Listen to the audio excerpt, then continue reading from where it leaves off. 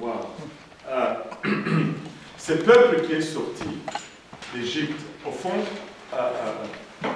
ils ont marché, ils sont arrivés jusqu'au pied du mont Sinaï. Moïse est monté à la montagne pour rencontrer Dieu, et recevoir les 10 commandements. Mais comme Moïse tardait, le peuple se dit, bon, c'est Moïse qui nous a fait sortir d'Égypte, on ne sait plus ce qu'il est devenu. Aaron, fais-nous un veau d'or, et il sera notre Dieu, il va marcher devant nous. Et comme ça, on a besoin d'un Dieu qu'on peut voir. Et Aaron leur dit, ben, donnez-moi vos bijoux, littéralement c'est ce qu'il leur a dit. Et puis on va fondre tout ça, on va faire un veau d'or. Et il a fait le veau d'or et les gens ont commencé à adorer ces veaux d'or. Si nous reculons un peu dans le livre de Genèse 35, nous allons voir quelque chose de similaire, où il est demandé au peuple d'ôter le peuple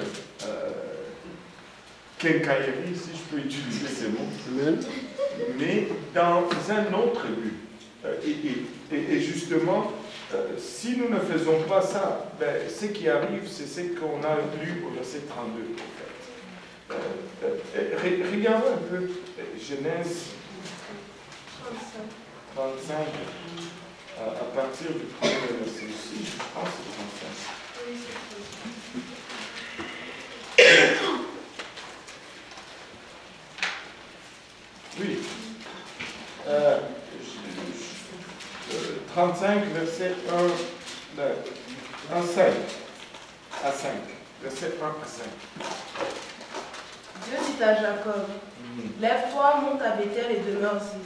Là, tu dresseras un autel au Dieu qui t'apparut lorsque tu fuyais Ésaü ton frère. Jacob dit à sa maison et à tous ceux qui étaient avec lui, ôtez les dieux étrangers qui sont au milieu de vous, purifiez-vous et changez de vêtements.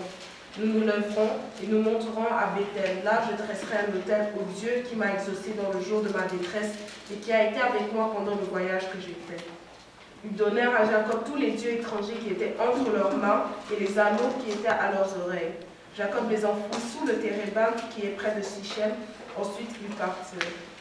Et on voit que Jacob avait demandé déjà à ce même peuple de se dépouiller de leur quincaillerie, c'est-à-dire de leurs anneaux, de leurs bijoux et de toutes ces choses. Et qu'est-ce qu'il en a fait? Il les a enfouis en dessous d'un arbre. Il ne les a pas juste jetés à la surface de la terre pour que ces gens n'aillent pas les chercher et les reprendre. Il a creusé, il les a enfouis là, et il a fermé la terre pour qu'ils ne le retrouvent pas. Mais d'une quelconque façon, lorsqu'ils sont arrivés en Égypte, la plupart des théologiens vont enseigner que Israël avait respecté, mais la proximité de l'Égypte, ils ont repris encore ces coutumes. Et en sortant de l'Égypte, c'est Dieu qui a au fait dépouillé l'Égypte. Les gens, les Égyptiens sont venus, ils ont donné des marmites, des casseroles, des bijoux et toutes ces choses aux Israélites pour qu'ils s'en aillent. Et ça, c'était causé par Dieu. C'était Dieu qui a fait que cela arrive. Mais cela était une bénédiction pour ce peuple. Toutes ces choses qu'ils ont dépouillées, les Égyptiens, ce n'était pas pour qu'ils commencent à se parer avec. Parce que Dieu leur avait déjà demandé de se dépouiller de ces choses, des générations plutôt. Et Dieu ne change pas. Mais cela devait leur servir de monnaie de subsistance durant leur voyage. Cela allait leur servir à la construction du tabernacle durant leur voyage, parce que vous allez voir que pour la construction du tabernacle, Dieu a demandé les mêmes choses. Et les gens les ont apportées. Amen. Mais l'homme va toujours prendre le don de Dieu et il va le pervertir, en fait. Tout ce que Dieu nous donne, si nous ne l'utilisons pas dans le contexte que Dieu nous le donne, ça devient perverti et ça conduit à la destruction. C'est Dieu qui a béni Israël avec toutes cette richesse matérielle. Au fait, Israël n'a pas dépouillé l'Égypte. Israël a récupéré tout simplement son salaire. Parce qu'Israël a travaillé pendant plus de 400 ans comme esclave. Et c'était vraiment une paye rétroactive de 400 années qu'Israël reprenait de la part des Égyptiens.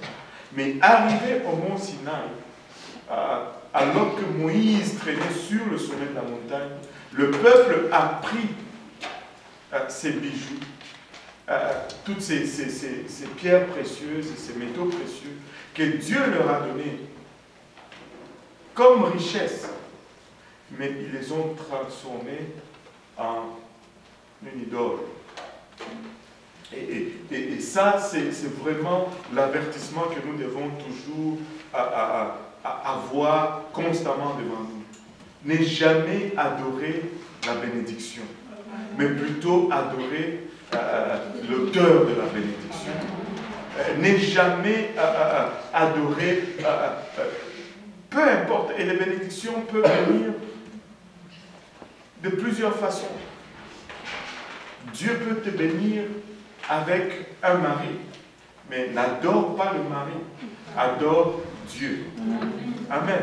Dieu peut te bénir avec une femme, mais que cette femme ne soit pas une divinité pour toi. Que Dieu reste Dieu. Dieu peut te bénir avec une famille extraordinaire, mais ta famille n'est pas une divinité. Dieu reste Dieu. Dieu peut te bénir avec un travail extraordinaire.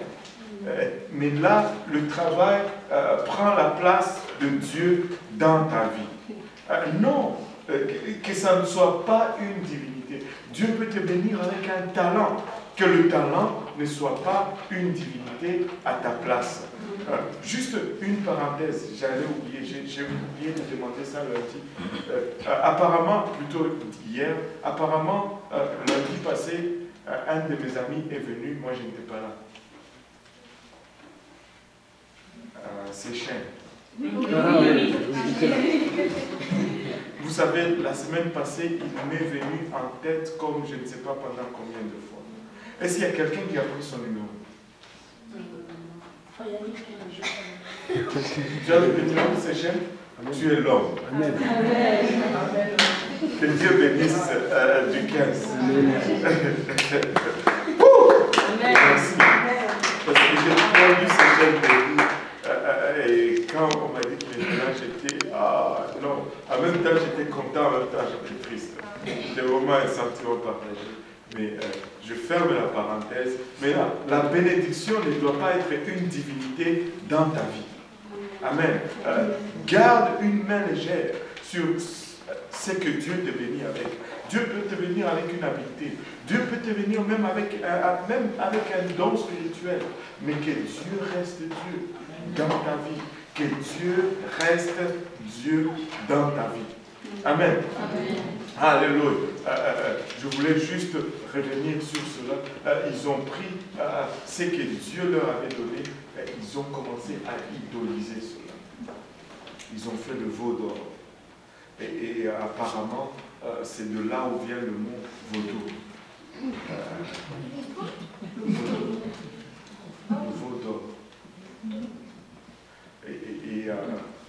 Il n'y avait pas seulement l'adoration d'une statuette, il y avait la consommation de boissons alcoolisées et la promiscuité sexuelle qui accompagnait ce rite d'idolâtrie. Laissez-moi vous dire, tu me dis, mais comment est-ce que tu peux confirmer cela? Je peux confirmer cela par ceci. Souvenez-vous de Lot. Souvenez-vous de Lot. La Bible nous dit que quand il a regardé Sodome et Gomorrhe, c'était à ses yeux comme le pays d'Égypte. Il y en a qui me regardent comme si j'invente cela, mais je vais vous le lire. Lot était allé en Égypte dans Genèse chapitre 12. L'Abraham l'a amené à l'Égypte. Et quand on arrive dans Genèse chapitre 13, quand il devait choisir, Genèse 13, verset 10, Lot leva les yeux et vit toute la plaine du Jourdain qui était entièrement arrosée. Avant que l'Éternel ait détruit Sodome et Gomorrhe, c'était jusqu'à toi comme un jardin de l'Éternel, comme le pays d'Égypte. Comme le pays d'Égypte. Il a identifié tout ce qui a attiré Lot en Sodome et Gomorrhe. Ce sont les clubs de nuit, les discos qu'il avait vus en Égypte. Et quand il voit la même chose à Sodome et Gomorrhe, il dit waouh, ça c'est la place. Ça c'est la place. Et c'est les mêmes choses qu'on retrouve dans l'adoration du veau d'or. Écoutez, nous devons nous sanctifier. Nous devons être un peuple saint. J'écoutais une prédication aujourd'hui. Ouf, je vais partager un peu avec vous. Le prédicateur dit ceci. Les chirurgiens, ils se lavent les mains avant de faire une opération. Ils vont se laver les mains même 8-9 fois. Ils vont se laver jusque-là. Et puis après avoir se lavé les mains, quand ils rentrent dans la salle d'opération, ils sont comme ça. Ils ne touchent rien. Mais le prédicateur dit ceci.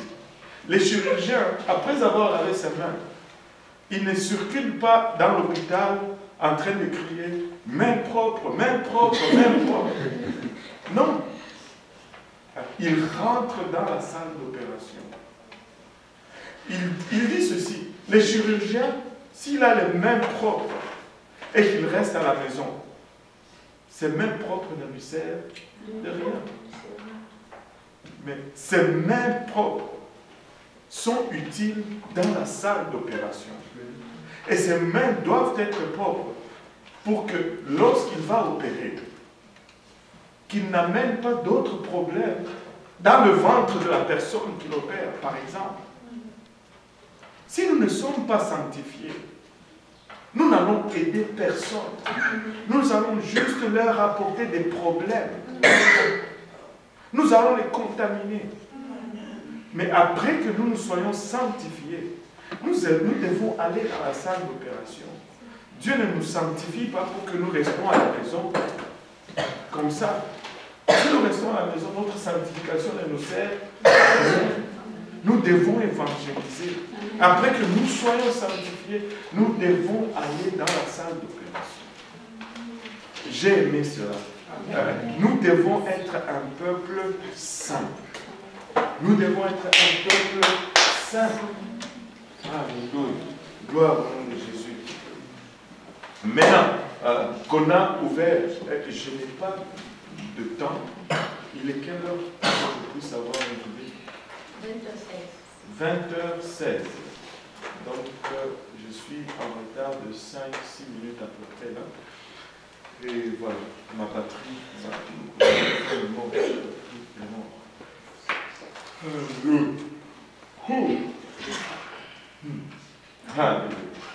le Seigneur est bon. Ça se voit que je n'ai pas pris de café aujourd'hui. Boris n'est pas là.